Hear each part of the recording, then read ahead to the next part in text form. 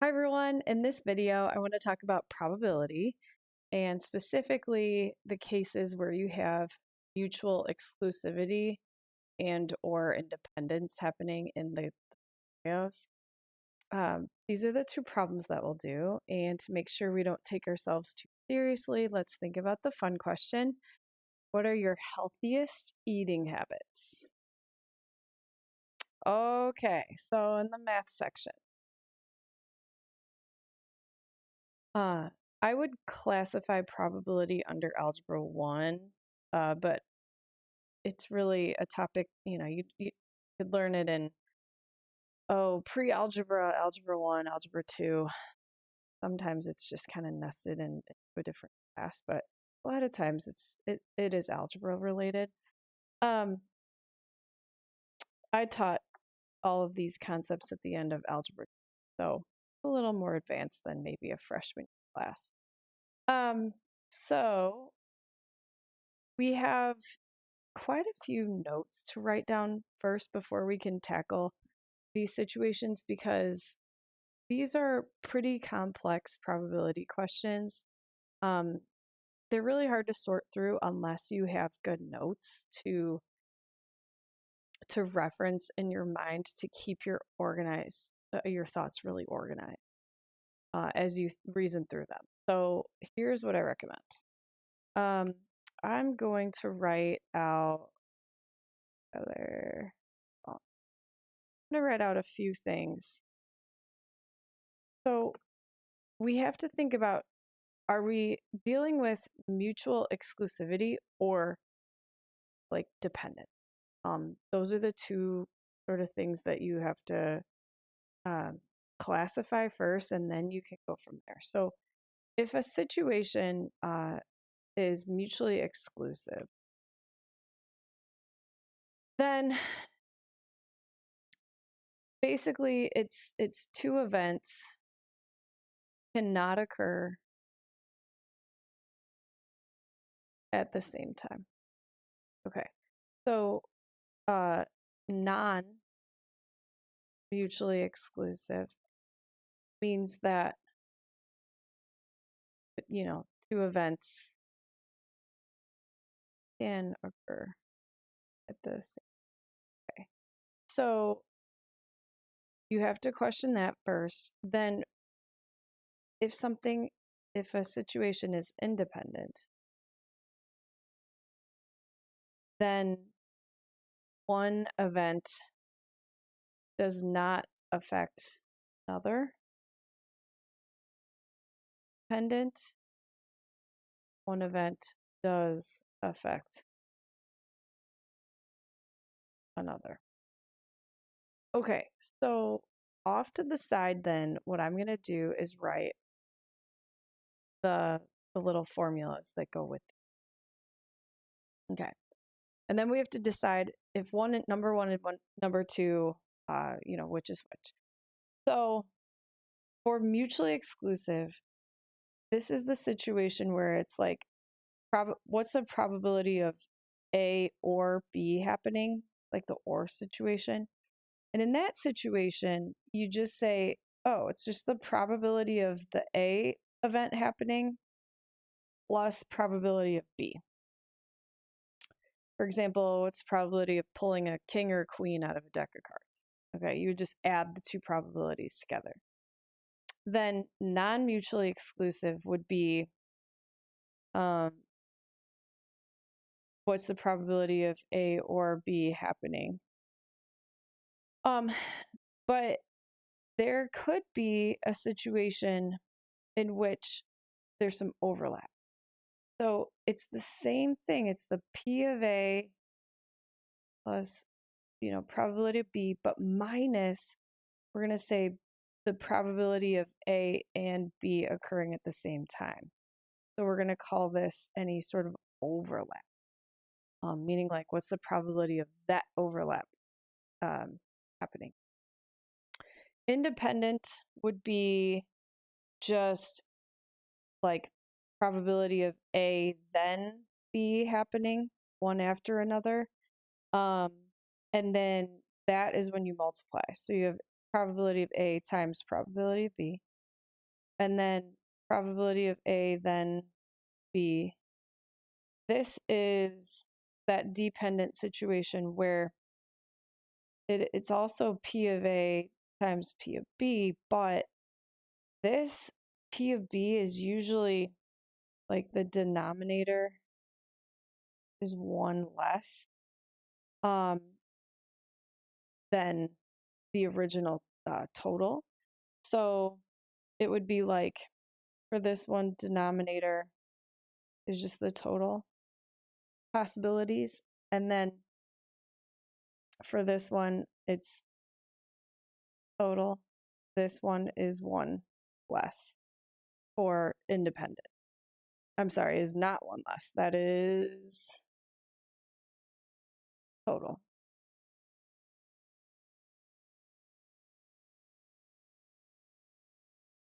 This will all make sense when I have some scenarios here. So, okay, a basket contains 5 apples and 8 peaches. You randomly select a piece of fruit and then return it to the basket. Okay, so a lot of times this independent, you sometimes see the with replacement happening, and then this would be without.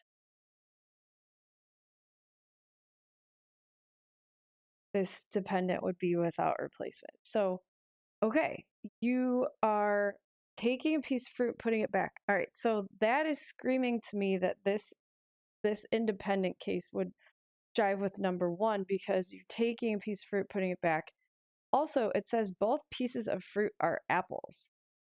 So if there are 5 apples, 13 total pieces, that would be the probability of like event A happening.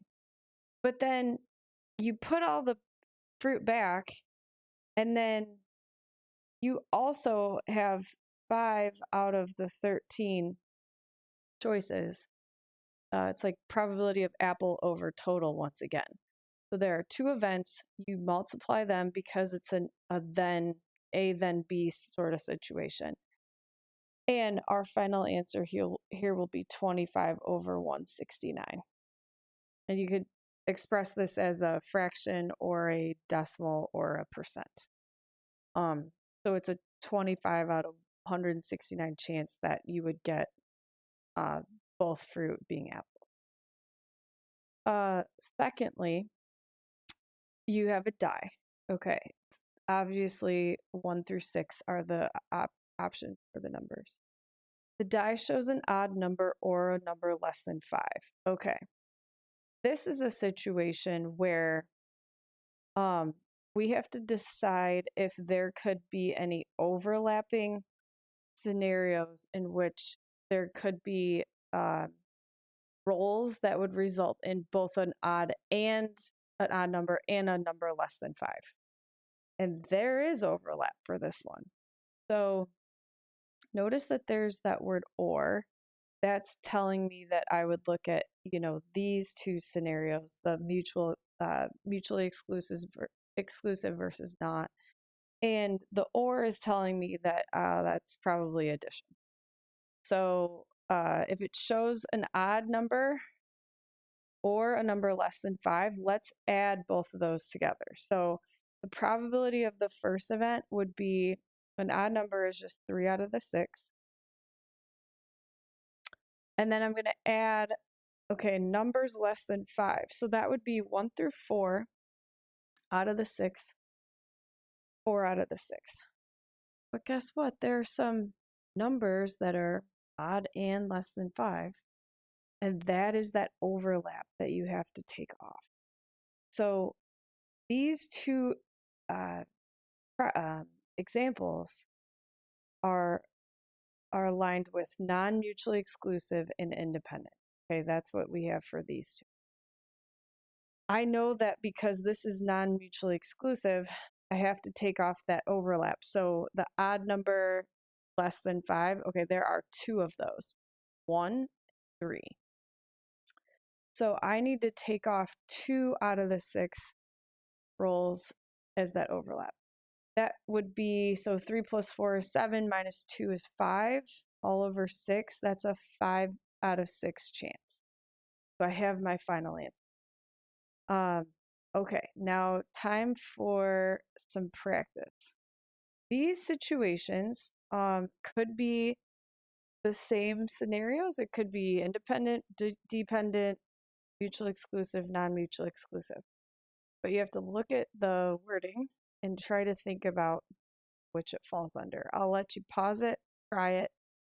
I'll reveal the answer in just.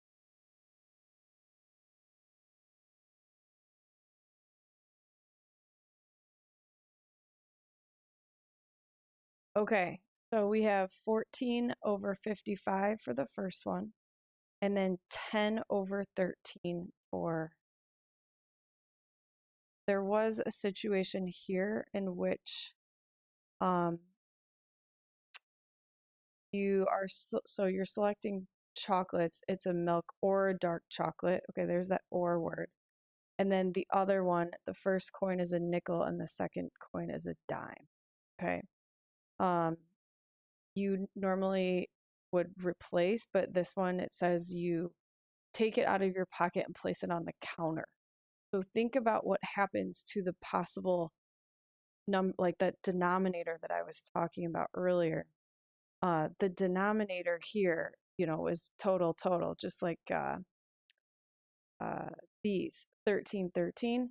But see, in a dependent situation, that denominator is going to change if you're not replacing that marble or coin or whatever it is in the group, right?